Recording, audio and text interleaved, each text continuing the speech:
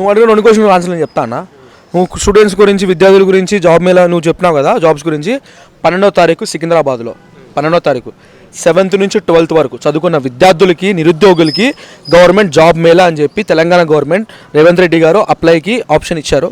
12th రోజు మీకు తెలిసిన వాళ్ళు కానీ మీరు కానీ ఎవరైనా సరే విద్యార్థులు 7th నుంచి 12th వరకు చదువుకున్న వాళ్ళు వెళ్ళి అప్లికేషన్ పెట్టుకోవచ్చు. వాళ్ళు జాబ్స్ ఇస్తారు. 6,500 జాబ్స్ ఖాళీగా ఉన్నాయి, దాన్ని భర్తీ చేస్తారు. ఇంకోటి టీఎస్పీఎస్ పేపర్ గురించి మాట్లాడదామంటే అక్కడ ఉన్న చైర్మన్ రాజీనామాకు ఇచ్చాడు. ఆ రాజీనామా గవర్నర్ ఆమోదం చేయట్లేదు కాబట్టి అక్కడ స్టక్ అయిపోయింది తప్ప మేము ఏమని ఎప్పుడు చెప్పలేదు. మేము రెడీగానే ఉన్నాం, వాళ్ళని తీసేస్తే మేము ఇస్తాం. గవర్నర్ గారు దానికి సంబంధించిన కూర్చోబెట్టి మాట్లాడుకొని డిసైడ్ అయిన తర్వాత వాళ్ళని తీసేస్తే మేము కొత్త వాళ్ళు అపాయింట్ చేసుకొని వాళ్ళు జాబ్స్ ఇస్తాం. సెకండ్ రైతు బంధు గురించి మాట్లాడు. బీఆర్ఎస్ గవర్నమెంట్ ఉంటే ఇచ్చేది అంటే డబ్బులు ఉంటే మేము కూడా ఇస్తాం. వాళ్ళు వస్తే ఇస్తారని గ్యారంటీ ఉందా? ఇయ్యరు. వాళ్ళు దొంగ మాటలు చెప్తారు. అరే ఎగ్జిట్ పోల్స్ వచ్చిందా మేము గెలుస్తాం సంకలు గుర్తుకున్నారు. వాళ్ళు దొంగ మాటలు చిన్నప్పుడు చూస్తున్నారు. తెలంగాణ ప్రజలు చూసి అలసిపోయినారు.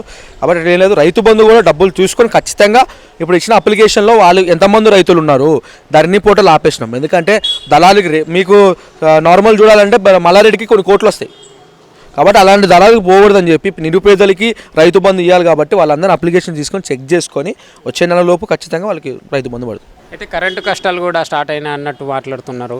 మొన్న గాంధీ భవన్లోనే సీతక్క గారు ప్రెస్ మీట్లో కరెంటు పోతే ఆమె నవ్వుకుంటూ తెలంగాణలో పోలేదు కరెంటు, గాంధీ భవన్లో మాత్రమే పోయింది అనే విధంగా మాట్లాడుతుంది. చూసుకుంటే గ్రామ స్థాయిలో కరెంటు కష్టాలు అయితే స్టార్ట్ అయినాయి, మొదలైనా అని చెప్పి మనకు కనిపిస్తుంది. లేదన్నా, సీతక్క చెప్పిన తప్పే ఉంది. గాంధీ భవన్లో పోయిందా తెలంగాణ పోయిందా? అప్పుడు ఆమె మీడియాలో లైవ్ ఇస్తున్నప్పుడు అక్కడే కూర్చున్నా. మా ఇంట్లో ఉంది, మా ఇంట్లో కరెంట్ ఉంది మేము ఫోన్ చేసినప్పుడు. మరి ఆమె అక్కడ పోయిందేమో, తెలంగాణ మొత్తం పోలేదు కదా. కొన్ని సాకెట్ ప్రాబ్లమ్స్ ఉంటాయి. అట్లా అంటే మరి కేటీఆర్ మాట్లాడినప్పుడు స్టేజ్ మీద పోయింది, 24 గంటల కరెంట్ ఇస్తున్నా కరెంట్ పోయింది. చెప్పలేమన్నా అది ఏమైందంటే కొన్ని సర్క్యూట్ ప్రాబ్లమ్స్ ఉంటాయి, అప్పుడప్పుడు గ్లించెస్ వస్తూ ఉంటుంది. ఇప్పుడు నువ్వు ఉంటున్నావు, మీ ఇంట్లో ఇప్పుడు కరెంట్ పోయింది 24 గంటలు ఇస్తున్నాం కదా. ఇంకా చెప్పాలంటే కరెంటు బిల్లు ఈ నెల తక్కువ వచ్చింది. ఈ నెల తెలంగాణలో ప్రతి ఒక్క ఇంట్లోకి తెలంగాణ కరెంటు బిల్ తక్కువ వచ్చింది. నువ్వు చెక్ చేసుకోవచ్చు ఎప్పుడైనా ఆ గవర్నమెంట్కి ఈ గవర్నమెంట్ తేడా అయిందో. కాబట్టి 6 గ్యారంటీల విషయం కూడా అమలుకి మాకు కొంత సమయం కావాలి, 100 రోజుల్లో 6 గ్యారంటీలు అమలు చేస్తామని చెప్తున్నారు. సాధ్యమైనా చేస్తారంటారా? ఖచ్చితంగా సాధ్యమన్నా, ఎందుకు సాధ్యం కాదు. మా పార్టీకి సంబంధించింది ఏంటంటే మేము తినిపిస్తాం, వాళ్ళ తిని దాపెట్టుకోం. మాది ఏంటంటే ప్రజల పాలన, ప్రజల కోసం ఉన్న పాలన మాది. ఖచ్చితంగా ప్రజలు మంచి కావాల్సిన ఖచ్చితంగా చేస్తాము. ప్రజలు ఏం అడిగారో వాళ్ళు ఖచ్చితంగా మేము ఇచ్చిన మాట మేము నిలబడేవాళ్ళం. మేము రాగానే సైన్ చేస్తా అని చెప్పాం, బస్సు ఫ్రీ ఇచ్చినాం, ఆరోగ్యశ్రీ ఫ్రీ ఇచ్చినాం, 10 లక్షలకి దాన్ని మేము పెంపు చేసాం. ఖచ్చితంగా మేము చెప్పిన 6 గ్యారెంటీ 100 రోజులు అంటే మార్చి నెలలో గుర్తుపెట్టుకో, మార్చి 7వ తారీఖు లోపు ఖచ్చితంగా ఈ 6 గ్యారెంటీలు ఇంప్లిమెంట్ అవుతాయి.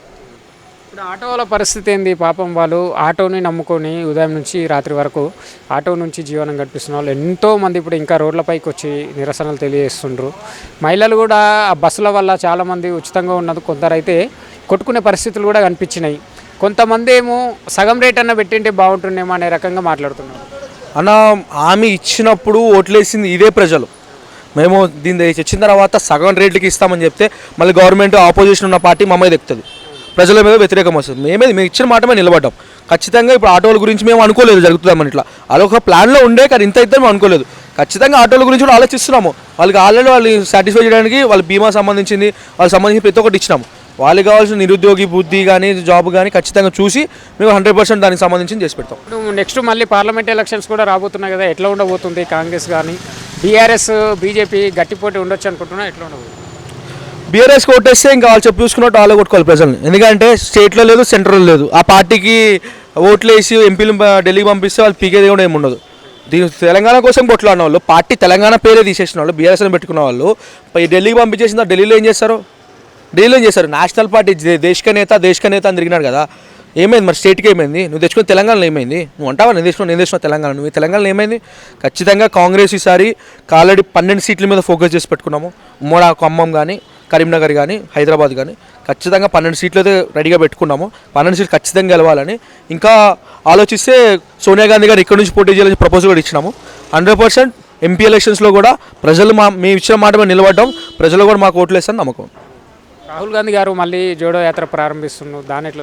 భారత్ జో నయా యాత్ర మణిపూర్ నుంచి ముంబై వరకు అన్న, కింద నుంచి పైకి వెళ్ళాము, ఇటు నుంచి ఇటు వస్తాము, ఇటు నుంచి వెస్ట్కి.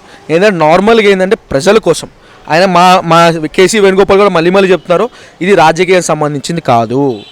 ఇది రాజకీయం సంబంధించిన యాత్ర కాదు, పాదయాత్ర కాదు. దీంట్లో ఏంటంటే ప్రజలకు న్యాయం జరగాలి, ఆడపిల్లలకు న్యాయం జరగాలి, విద్యార్థులకు న్యాయం జరగాలి. ఈ దేశాన్ని ఒక మత కక్షలు లేపి మత కక్షల మీద లేపుతున్నారు.